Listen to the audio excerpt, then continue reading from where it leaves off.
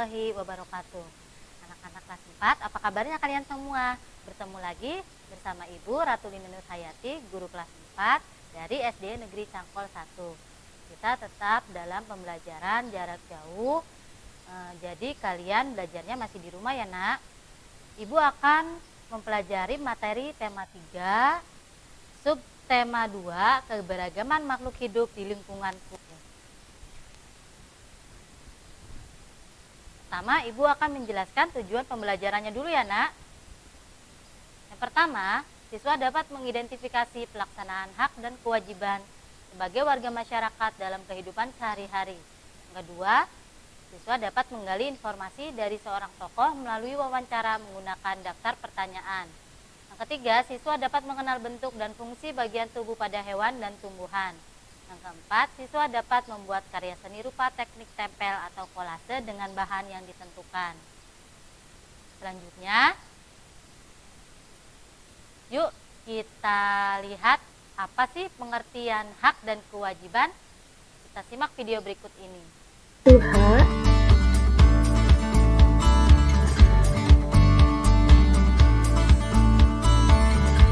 Hak adalah segala sesuatu yang secara sah harus diterima oleh seseorang dengan memperhatikan hak orang lain.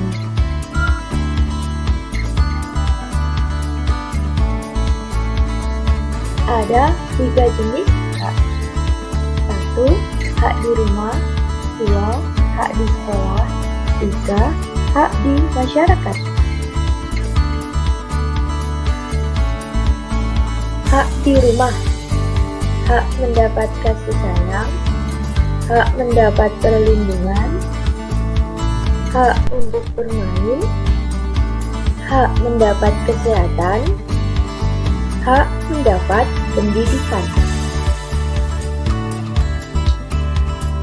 Hak di sekolah, hak untuk belajar, hak mendapat kasih sayang, hak untuk rasa aman dan nyaman.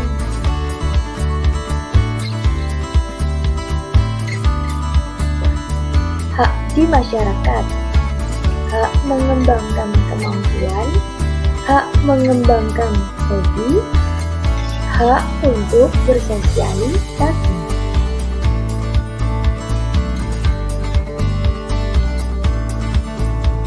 Apa itu kewajiban? Kewajiban adalah sesuatu yang harus dilakukan dengan penuh rasa tanggung jawab.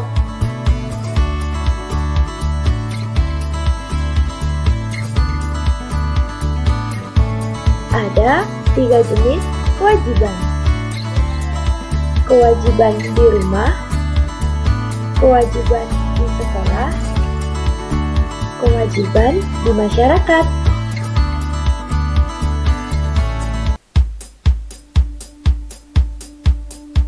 Kewajiban di rumah antara lain kewajiban belajar, kewajiban membantu orang tua.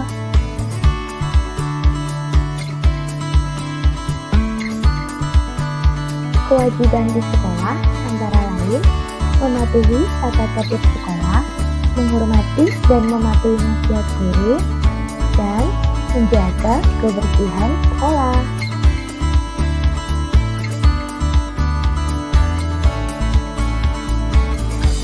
Kewajiban di masyarakat antara lain menjaga kebersihan lingkungan sekitar, mematuhi peraturan yang berlaku, dan tidak mengganggu orang lain. Nah anak-anak, seperti itu ya. Kalian harus mengerti apa itu hak dan kewajiban. Dari video tadi kalian bisa menyimpulkan apa itu contoh-contoh hak juga kewajiban. Selanjutnya kita akan mempelajari tentang wawancara ya nak. Wawancara itu apa sih? Wawancara adalah percakapan antara 2 orang atau lebih dan berlangsung antara narasumber dan pewawancara. Ibu beritahu contohnya yang sebelah ya nak. Sini ada wawancara tentang peduli lingkungan. Narasumbernya bernama Bapak Monadi. Nah, berikut cuplikan wawancaranya. Siswi, selamat siang Bapak. Maaf mengganggu pekerjaan Bapak. Nah, sebagai narasumbernya, oh iya, mari kita mulai saja wawancaranya. Siswi, maaf sebelumnya, siapa nama Bapak? Narasumber, Bapak Monadi. Siswi, alamat rumah Bapak di mana? Narasumbernya, asli saya di Geseng, Tempe, tapi sekarang saya sudah menikah dan ikut istri saya tinggal di Kebun Sari. Dia menjawab, langsung saja ke inti wawancara kami Pak, yaitu tentang lingkungan hidup. Bapak kan juga seseorang yang peduli lingkungan. Pekerjaan Bapak sekarang apa? Bapak Monadi menjawab, tukang kebun di SMAN 1 Suso Wilangun. Terus siswi menjawab, kurang lebih berapa tahun Bapak mulai bekerja menjadi tukang kebun di sekolah ini? Narasumber menjawab, kurang lebih 3 tahun. Berikut cuplikan wawancaranya ya nak. Nah, kalian bisa menjawab hasil wawancara bersama teman kelompok kalian. Yang pertama, tulis latar belakangnya dulu ya nak. Apa itu latar belakangnya? Kalian bisa menuliskan kami siswa kelas 4 mendapat tugas untuk melakukan wawancara tentang peduli lingkungan. Tujuannya untuk menggali informasi lebih lanjut dan memperdalam kami tentang kepedulian terhadap lingkungan. Yang ketiga, topik pembicaraannya yaitu tentang peduli lingkungan. Adapun waktu dan tempat kegiatan wawancara ini dilaksanakan pada hari Senin. Waktu kalian bisa sebutkan tanggal 20 September 2021. Tempatnya yaitu sekolah. Yang kelima, laporan hasil wawancara. Narasumbernya Bapak Monadi. Wawancaranya misalkan teman kelompok kalian adanya Zabira, Hafiz, Siti Monaah, dan Claudia pada hari Senin 20 September 2021 pukul 9.30 sampai 10 waktu Indonesia Barat.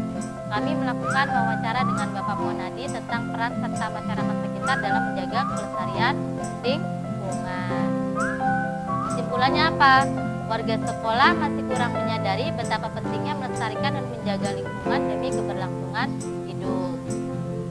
Lalu, kita akan mempelajari tentang bentuk dan fungsi bagian tubuh pada hewan dan tumbuhan. Seperti yang kita ketahui ya nak, hewan itu ada hewan darat dan hewan laut. Yang pertama, Ibu akan menjelaskan tentang hewan darat. Yang pertama ada gambar apa itu nak? Ya, ayam. Ciri-cirinya apa? Paruh panjang dan runcing digunakan untuk mengambil makanan. Tangan panjang berfungsi untuk mengais makanan dalam tanah. Yang kedua ada gambar kucing. Memiliki berat badan antara 2,5 hingga 7 kilo. Memiliki organ penciuman khusus di langit-langit mulutnya yang disebut sebagai organ pomeronasal. Berfungsi menolak makanan jika tidak disukai. Yang ketiga ada gambar apa itu? Burung. Ciri-cirinya sebagian besar tubuhnya tertutup oleh bulu dan sebagian kaki bagian bawah ditutupi sisik seperti halnya reptil.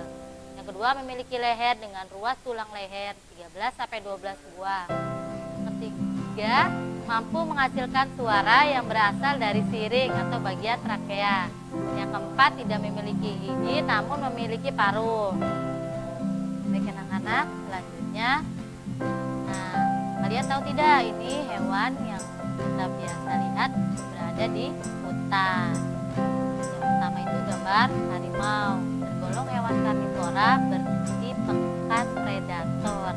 Yang kedua mempunyai taring untuk membantu dalam memakan makanan utamanya yaitu memakan daging. Yang ketiga mempunyai sakaran pada kakinya untuk melindungi diri dan menyerang musuh ketika dirinya merasa terancam.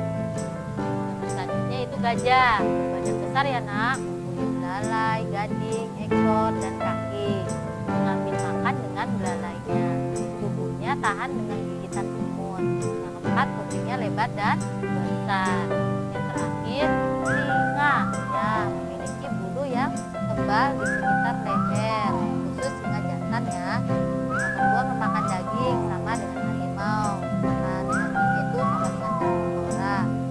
Yang ketiga, memiliki 4 kaki, memiliki sakar yang tajam, memiliki ekor yang panjang dengan ujung yang ditumbuhi sedikit bulu yang lebih panjang. Nah, ada lagi nak. Ini hewan pemakan kayu ya nak, biasa disebut dengan rayap. Rayap itu sangat suka hidup di tempat yang gelap dengan suhu yang hangat. Rayap juga hidup berkoloni dan ukuran koloninya ini bervariasi, mulai dari beberapa individu saja hingga jutaan. Kebanyakan rayap bersifat kriobiotik. Rayap cenderung menghindari sinar. Lalu gambar semut. Semut memiliki mata majemuk. Semut tidak memiliki sistem peredaran darah tertutup. Ciri-ciri khusus semut lainnya adalah hidup berkoloni yang berguna untuk bekerja sama untuk mencari makan, membuat sarang, dan melindungi diri. Semut punya cakar pada kakinya yang berjumlah 3 pasang. Nah, ini gambar apa nak? Ya, yang biasa ada di tanah yaitu cacing. Bentuknya lunak.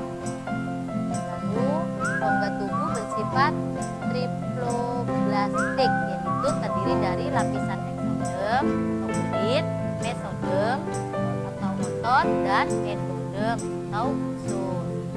Selanjutnya ibu akan lihatkan kalian semacam hewan air. Nah, ini hewan yang ada di air tawar. Contohnya ikan apa itu nak? Ya, ikan gurami. Lalu ada ikan mas. Lalu juga ada hewan air laut seperti pada gambar yaitu ikan paus. Yang ketiga hewan air laut, kerang-kerangan ya, dan lain-lain. Ya, ibu akan menjelaskan tentang DP. Kalian bisa membuat mosaik. Mosaik itu apa bu? Karya seni rupa 2 atau 3 yang menggunakan material atau bahan kepingan-kepingan yang sengaja dibuat dengan cara dipotong-potong atau sudah dibentuk potongan. Kemudian disusun dengan cara ditempelkan pada bidang datar dengan cara dilem. Bahannya apa? Bisa terdiri dari kertas, plastik, dedaunan, dan kulit tumbuhan. Sedangkan bahan-bahan yang laku itu bisa dari kaca, batu, logam, keramik, kayu, dan tempurung atau batok kelapa. Berikut ibu berikan contohnya ya nak. Yang pertama, nah kalian gambar dulu. Kalian mau menggambar apa? Misalkan yang pada gambar mangga. Kalian bisa menempelkannya dengan ya itu kacang hijau. Lalu yang kedua, kalian bisa menggambar ikan. Ikannya bisa terbuat dari dedaunan yang kering ya nak. Kalian tempelkan dengan lem. Nah, itu gambar kupu-kupu. Kalian bisa juga menggunakan kacang hijau, juga biji-biji lainnya ya nak. Nah, yang terakhir ada juga gambar kupu-kupu tapi dengan menggunakan tempelan serpihan kertas. Kalian coba di rumah ya nak. Nanti akhirnya kita sampai pada kesimpulan pembelajaran. Yang pertama, hak adalah sesuatu yang seharusnya kita dapatkan atas kewajiban yang kita lakukan. Yang kedua, kewajiban adalah sesuatu yang diwajibkan atau sesuatu yang harus dilaksanakan. Yang ketiga, langkah-langkah melakukan wawancara adalah menentukan tema, menentukan dan memilih narasumber, membuat pertanyaan wawancara yang akan ditanyakan kepada narasumber. Yang keempat, bagian dan fungsi hewan dan tumbuhan berbeda-beda tergantung jenis tempat tinggal dan makanannya.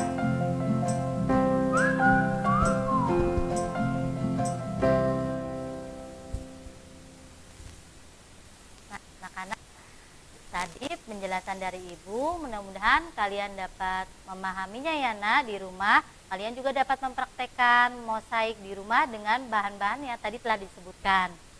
Jangan lupa terapkan 5M di rumah ya nak. Protokol kesehatan itu penting di masa pandemi saat ini. Kurang lebihnya ibu mohon maaf. Wabillahi taufiq wal hidayah. Wassalamualaikum warahmatullahi wabarakatuh.